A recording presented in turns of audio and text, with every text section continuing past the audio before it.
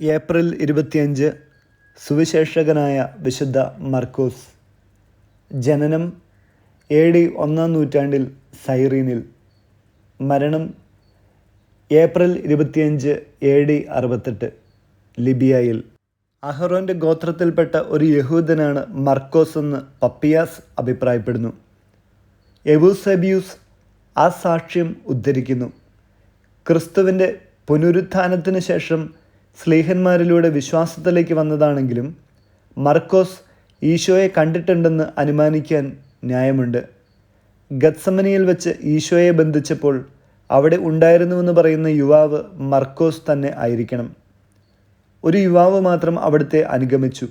അയാളുടെ ദേഹത്ത് ഒരു പുതപ്പ് മാത്രമേ ഉണ്ടായിരുന്നുള്ളൂ. അവർ അയാളെ പിടികൂടി. അയാൾ ആ പുതപ്പ് ഉപേക്ഷിച്ച് നഗ്നനായി ഓടി രക്ഷപ്പെട്ടു. മർക്കോസിൻ്റെ സുവിശേഷം 14-ാം അധ്യായം 51 മുതൽ 52 വരെയുള്ള വാക്യങ്ങൾ. മർക്കോസും അദ്ദേഹത്തിൻ്റെ അമ്മ മറിയവും ജെറുസലേമിൽ ആദിമ ക്രിസ്ത്യാനികളുടെ ഇടയിൽ വളരെ പ്രസിദ്ധരായിരുന്നു. പത്രോസ് ഒരിക്കൽ കാരാഗൃഹത്തിൽ നിന്ന് രക്ഷപ്പെട്ടതിന് ശേഷം നേരെ ചെന്ന് അഭയം തേടിയത് മർക്കോസിൻ്റെ ഭവനത്തിലാണ്. അപ്പസ്തോല പ്രവർത്തനങ്ങൾ 12-ാം അധ്യായം 12-ാം വാക്യം ഇത് സൂചിപ്പിക്കുന്നു. യുവാവായ മർക്കോസ് വിശുദ്ധ പൗലോസിനെയും ബർണബാസിനെയും അവരുടെ ആദ്യത്തെ പ്രേക്ഷിതയാത്രയിൽ സൈപ്രസ് വരെ അനുഗമിച്ചു.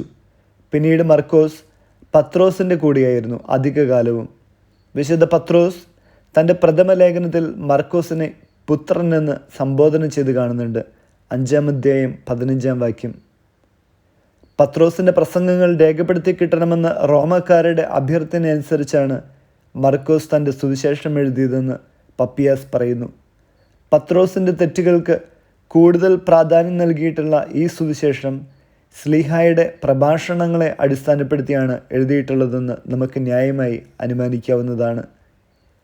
വിശുദ്ധ മത്തായിയുടെ സുവിശേഷം മർക്കോസ് സംക്ഷേപിച്ചതാണെന്ന അഭിപ്രായവുമുണ്ട്. വിശുദ്ധ പത്രോസ് മർക്കോസിനെ അലക്സാണ്ട്രിയയിലെ മെത്രാനായി നിയമിച്ചുവെന്നും അവിടെ വെച്ച് ഏപ്രിൽ 24 വിജാതിയർ അദ്ദേഹത്തിന് രക്തസാക്ഷിത്വ മകുടം നൽകിയെന്നും പറയപ്പെടുന്നു.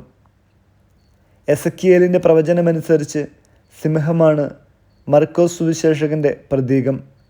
മരുഭൂമിയിൽ ഗർജിക്കുന്ന സ്നാപകൻ്റെ പ്രസംഗം കൊണ്ടാണല്ലോ അദ്ദേഹം തൻ്റെ സുവിശേഷം ആരംഭിക്കുന്നത്. അദ്ദേഹത്തിൻ്റെ അവശിഷ്ടങ്ങൾ വെനീസിലെ ബസിലിക്കയിലാണ്.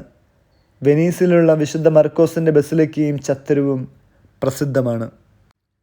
വചനം സെഫാനിയ 3-ാം അധ്യായം 17-ാം വാക്യം.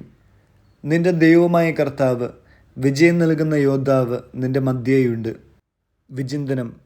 സുവിശേഷം എഴുതിക്കൊണ്ട് മർക്കോസ് ക്രിസ്തുവിൻ്റെ സുവിശേഷം പ്രചരിപ്പിച്ചു.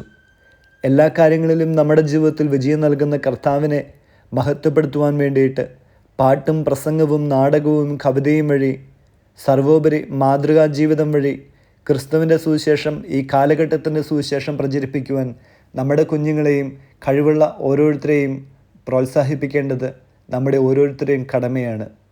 ചെറിയ വീഡിയോകളിലൂടെയും മറ്റ് പല രീതിയിലും ഓരോ ക്ലിപ്പിങ്ങുകളും നമ്മുടെ സമൂഹത്തിലേക്ക് നന്മയുടെ സന്ദേശമായിട്ട് പകർന്നു കൊടുക്കുവാൻ മതാധ്യാപകരും കുടുംബങ്ങളും മുന്നോട്ട് വരട്ടെ.